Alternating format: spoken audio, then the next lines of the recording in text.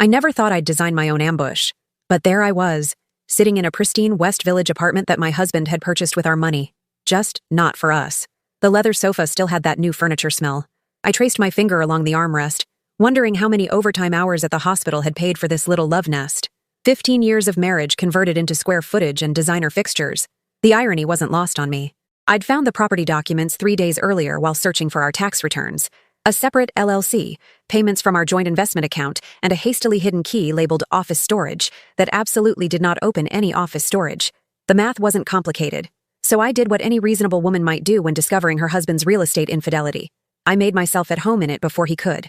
I checked my watch, 7:42 p.m. According to his calendar, Jason had a late client dinner tonight. Funny how his client dinners had multiplied these past 8 months.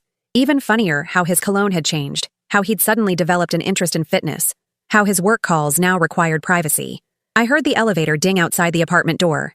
2 voices, one male, one female, approached, laughing about something. I took a slow sip of the 18-year-old Macallan I'd found in the kitchen cabinet. His good stuff. The stuff he never brought home. Just wait till you see the view. Jason's voice carried through the door as a key slid into the lock. Worth every... The door swung open. The light from the hallway spilled in, silhouetting my husband and a woman I'd never seen before. Her hand was comfortably tucked into the crook of his arm. That familiar gesture I used to do before it became passé in our marriage.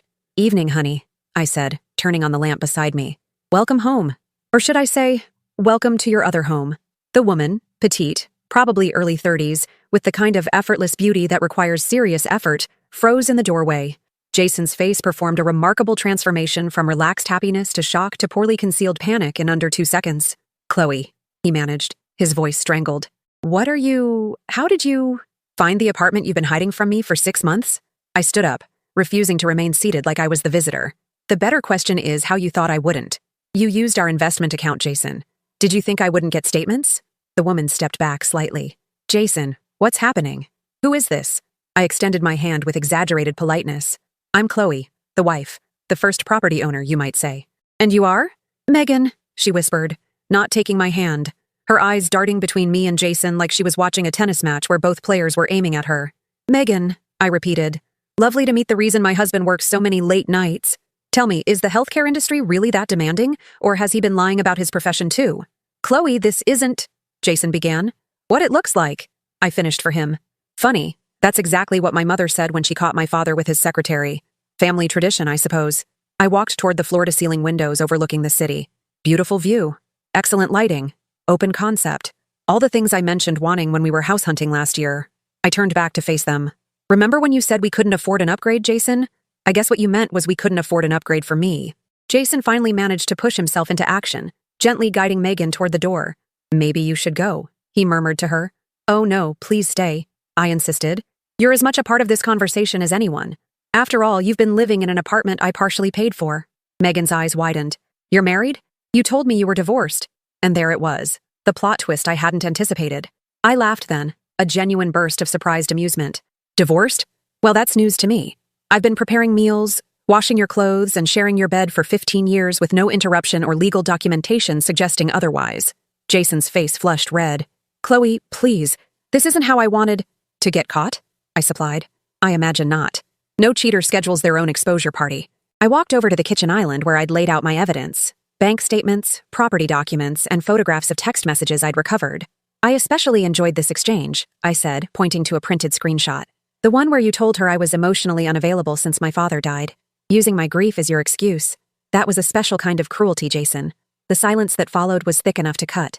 Jason stood motionless, caught between his wife and his mistress, looking like a man who just realized he was standing on a landmine. "So," I said, clapping my hands together with false brightness, "who wants a drink? We have a lot to discuss about real estate, shared assets, and exactly how much alimony the court tends to award when one spouse uses joint funds to purchase secret property for their affair." Megan was the first to break the standoff. She grabbed her purse from where she'd dropped it in shock. "I can't believe this," she muttered, her voice wavering between anger and humiliation. 6 months, Jason. 6 months of I'm almost divorced, and it's complicated." "Megan, wait." Jason reached for her arm, but she yanked it away. "Don't touch me." She backed toward the door.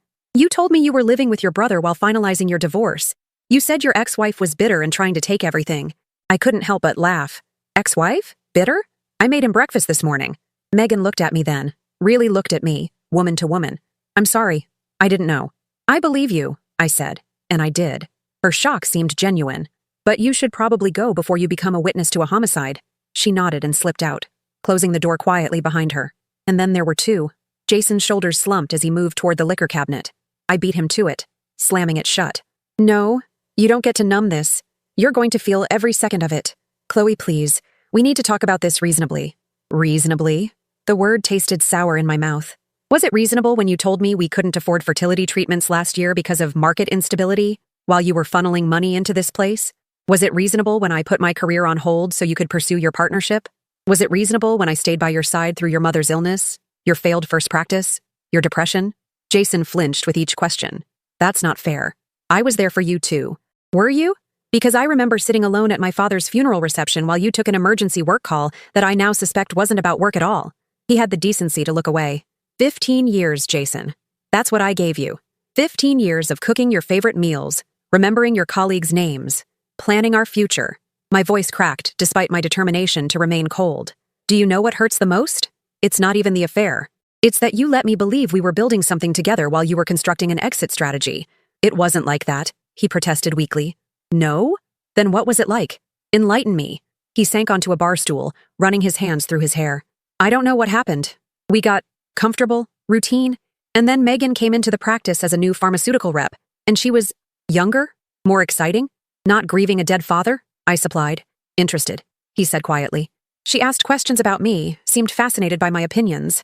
I know how pathetic that sounds. You're right. It does sound pathetic. I leaned against the counter. Because I've asked about your day every single day for 15 years. I've listened to your opinions on everything from politics to pickle brands. But you stopped hearing me years ago, didn't you? Jason looked up, confusion crossing his face. The week before I found these documents, I told you I was thinking about going back to school for my master's. You nodded and said, "That's nice." I shook my head. 2 nights later, you mentioned how great it was that I was content with my life. His silence confirmed what I already knew. He hadn't been listening. When exactly did you start planning this? The apartment, the new life? Jason shifted uncomfortably. I wasn't planning anything. It just happened. A $500,000 apartment doesn't just happen, Jason. Neither does creating an LLC to hide assets from your spouse. I was confused, unhappy. And instead of talking to me, your wife, your supposed best friend, you decided to invest in real estate with our money and lie to another woman about being divorced. I crossed my arms. That requires multiple deliberate decisions, not confusion. He stood up suddenly, frustration breaking through his guilt. What do you want me to say, Chloe? That I'm a terrible person? Fine. I'm terrible. I made horrible choices. What I want is for you to stop acting like this was something that happened to you, rather than something you did. The air between us felt electric, charged with 15 years of partnership dissolving into antagonism. You weren't happy either, he said, his voice low. Don't pretend you were. When was the last time you initiated sex? Or suggested we go out somewhere? You've been a ghost in our marriage for years. The accusation stung, partly because there was a grain of truth to it. I had withdrawn, especially after my father's death, but I'd been grieving, not cheating. So your solution to my emotional absence was to screw someone else and buy her an apartment with our money? I asked, my voice dangerously quiet. Not, I don't know. Suggesting counseling?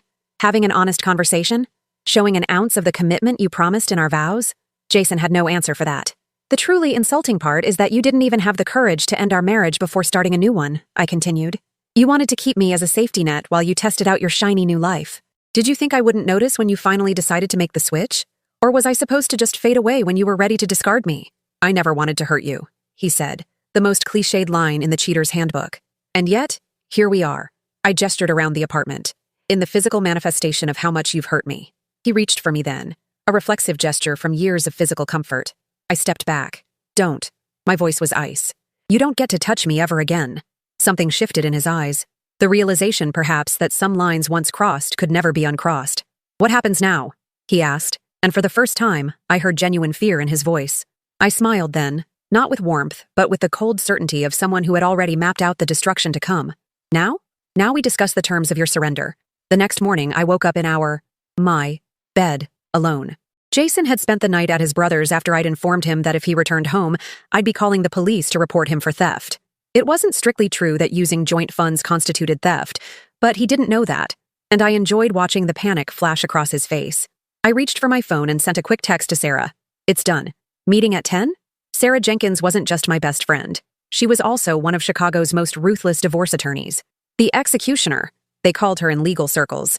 Not to her face, of course. We'd met in college and remained close, even when my career took a backseat to Jason's ambitions. When she'd offered to take my case pro bono, I'd declined. I wanted to pay her full rate. This wasn't charity. This was war. My phone pinged with her response. Office. Bring everything we discussed. Don't forget the business records. I smiled. The business records. Jason thought he was so clever, creating that LLC to purchase the apartment. But he'd made one critical mistake. He'd used our home address as the mailing address. Every quarterly statement, every tax document had come to our house, directly into my hands since I managed our mail while he was working late. I showered and dressed with purpose, choosing a cream pantsuit that projected both confidence and wronged innocence. The perfect courtroom look, Sarah had advised, though we were months away from that stage. As I applied my makeup, I thought about the path that had led me here. After finding the property documents, I hadn't immediately confronted Jason. Instead, I'd done what I do best. Research. I'd spent 3 days investigating, building a comprehensive picture of his deception. First, I'd called in a favor from Connor, my college boyfriend who now worked in banking. Just curious if you could tell me about an LLC registered to this address, I'd said casually. Connor had always carried a torch for me, even attending our wedding with barely disguised regret. Within hours, he'd sent me everything.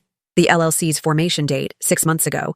Its purpose, real estate holding. And its funding sources, primarily our joint investment account. He'd also flagged unusual transfers.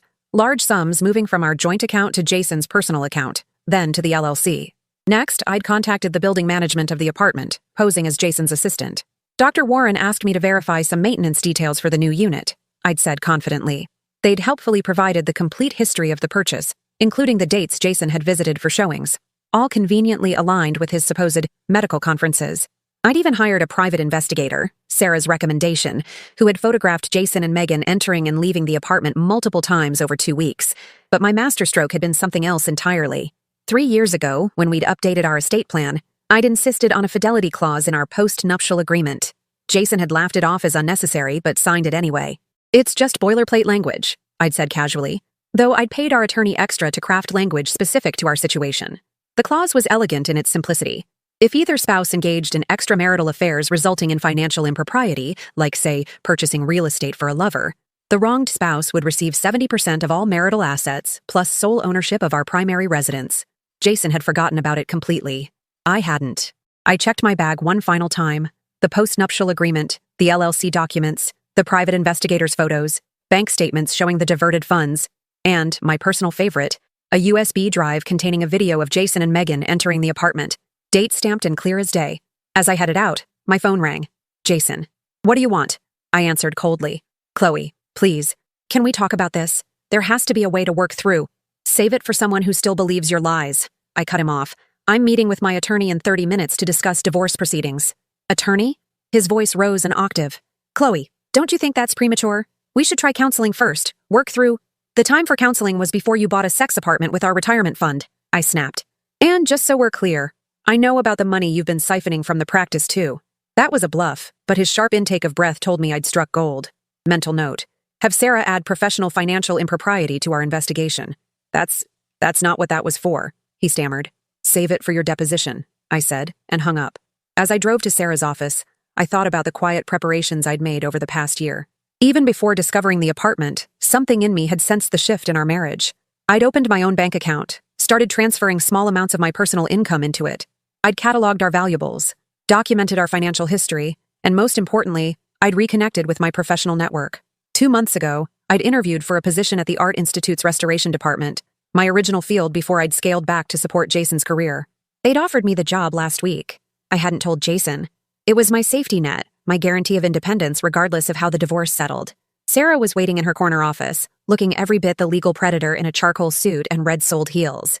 You look surprisingly good for someone whose marriage just imploded, she observed, gesturing for me to sit.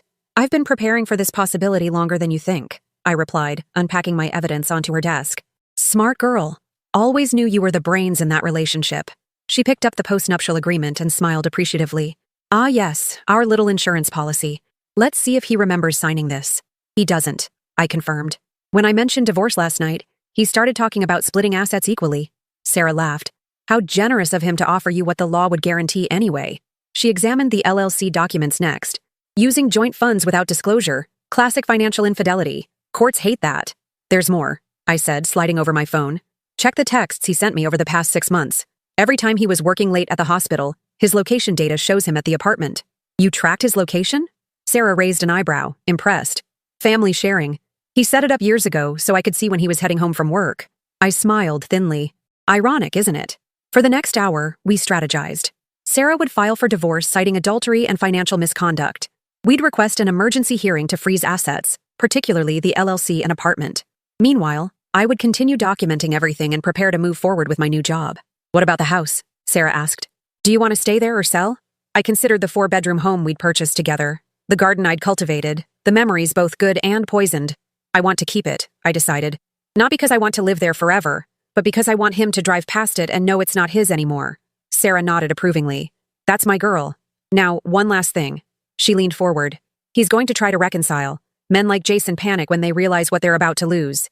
He'll promise to change, beg for another chance. Are you prepared for that? I thought about the late nights I'd spent waiting for him, the fertility treatments he'd denied us while funding his secret life, the years I'd invested in a partnership that had been slowly hollowing out from within. I was prepared to spend my life with him, I said quietly. Now I'm prepared to spend it without him. There's no third option. Sarah reached across her desk and squeezed my hand. Then let's make sure you get every penny you deserve. As I left her office, my phone pinged with a text from Jason. Please come home. We need to talk. I can explain everything. I typed back a single response. I'm not the one who needs to find a new home. 3 weeks later, I stood in the kitchen of our home, my home now, according to the temporary court order, listening to Jason's increasingly desperate voicemail. Chloe, please. The bank froze the practice accounts. I can't access anything. My attorney says this post-nup might not even be enforceable. We need to talk directly, work something out between us. I deleted the message and continued chopping vegetables for my dinner. Just one place setting now. The silence of the house no longer bothered me. It felt cleansing. The emergency hearing had gone exactly as Sarah predicted. When the judge saw the evidence of financial impropriety, not just the apartment but also, as we'd discovered, nearly $200,000 Jason had diverted from his medical practice into personal investments, he'd immediately granted our motion to freeze assets and awarded me temporary exclusive use of our primary residence. Jason had been ordered to continue paying the mortgage and utilities while maintaining his own separate housing. The look on his face when the judge announced the ruling had been worth every cent of Sarah's legal fees. His attorney, a country club friend who specialized in tax law, not family court, had been thoroughly outmatched by Sarah. They'd tried arguing that the post-nuptial agreement was signed under duress. It wasn't. And that the apartment was a legitimate investment property. It clearly wasn't. My phone rang again. Not Jason this time, but Megan. I'd given her my number after our confrontation, sensing she might be almost as blindsided as I was. After a moment's hesitation, I answered. Hello, Megan. Chloe. Her voice was tight. I thought you should know something. I'm listening. Jason came to see me yesterday. He said you were being unreasonable, that you were trying to destroy him out of spite. He wanted me to testify that there was nothing between us until after you two were separated. I laughed bitterly. Of course he did. And what did you say? I told him to go to hell. There was a new steel in her voice. I also told him I'm pregnant. The knife I was holding clattered to the counter. You're what? 11 weeks. I found out right after that night at the apartment.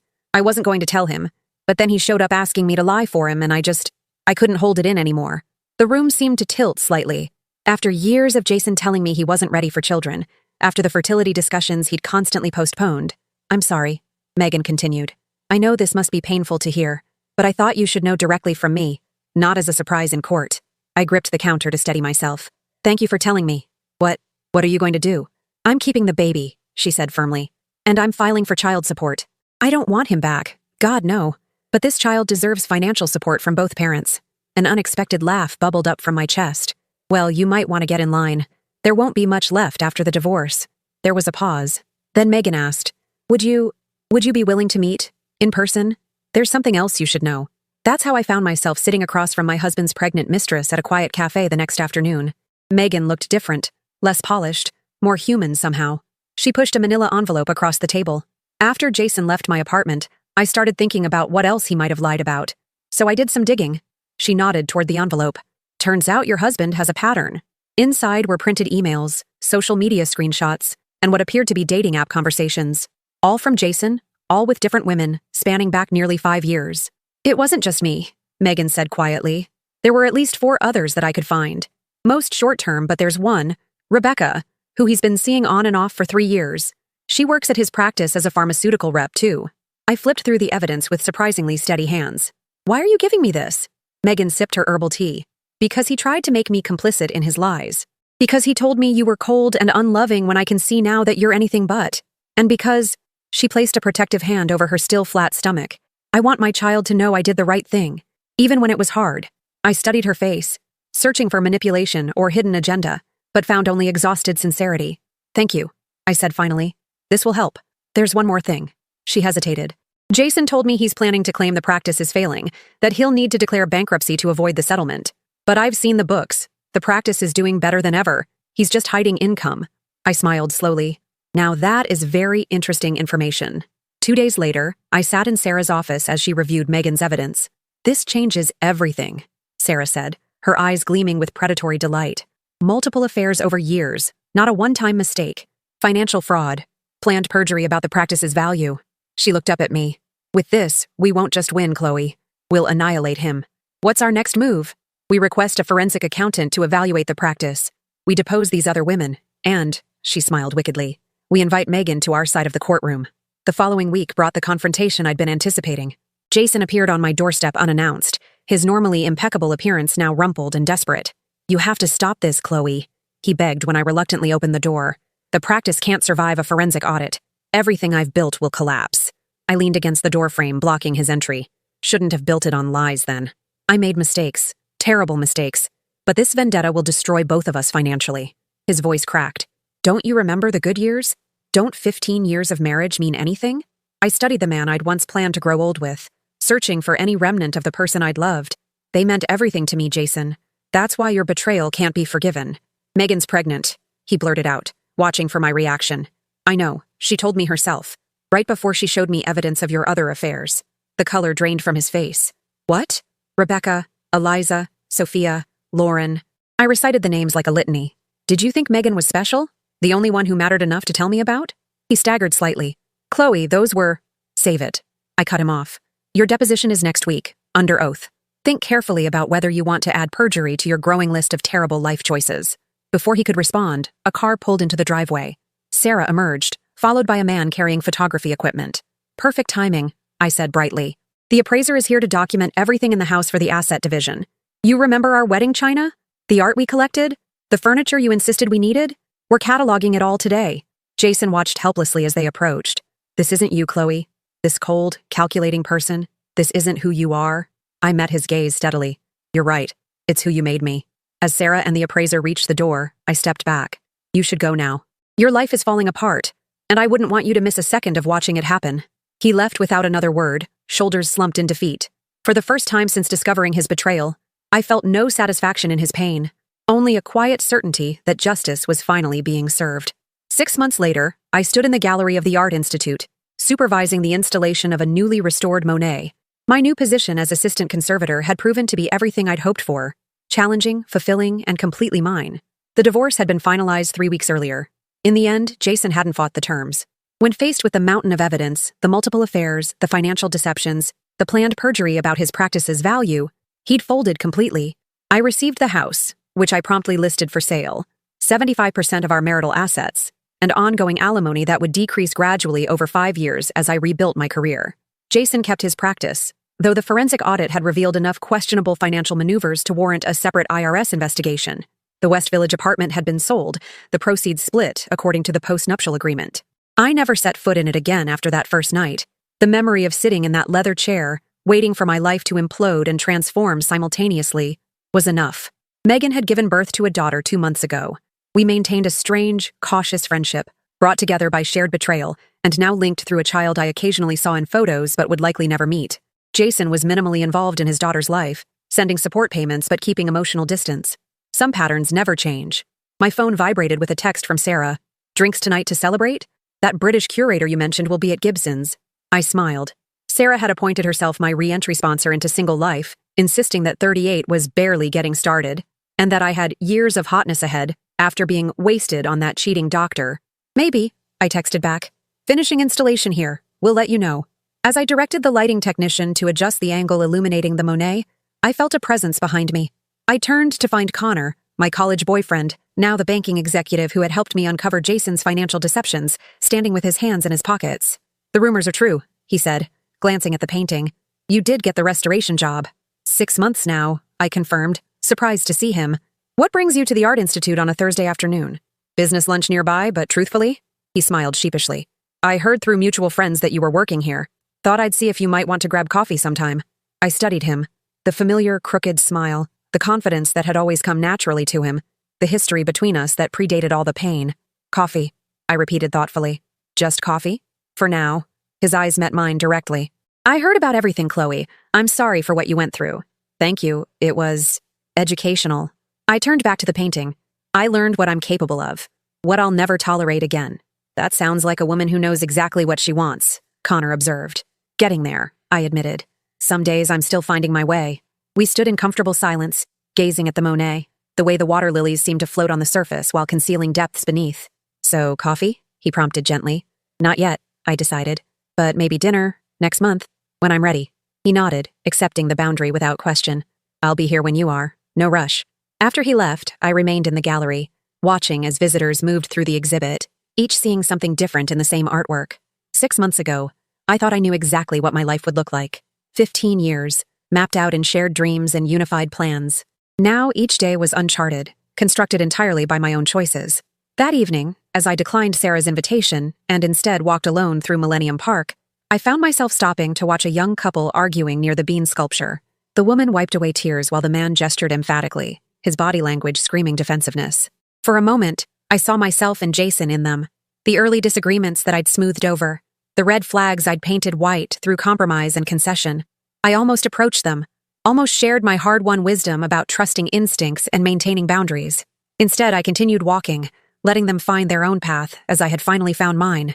Back in my new apartment overlooking Lake Michigan, I poured a glass of wine and opened my laptop to review conservation techniques for an upcoming project. As I worked, I realized I was smiling, not from happiness exactly, but from something deeper, the satisfaction of reclaimed autonomy. The apartment building's buzzer interrupted my concentration. The doorman's voice crackled through the intercom. Ms. Reynolds, there's a delivery for you. Downstairs, I found a package with no return address. Inside was a small, exquisite glass paperweight containing what appeared to be a water lily, remarkably similar to the Monet I'd been restoring. A note accompanied it. To new beginnings, when you're ready. No rush. C.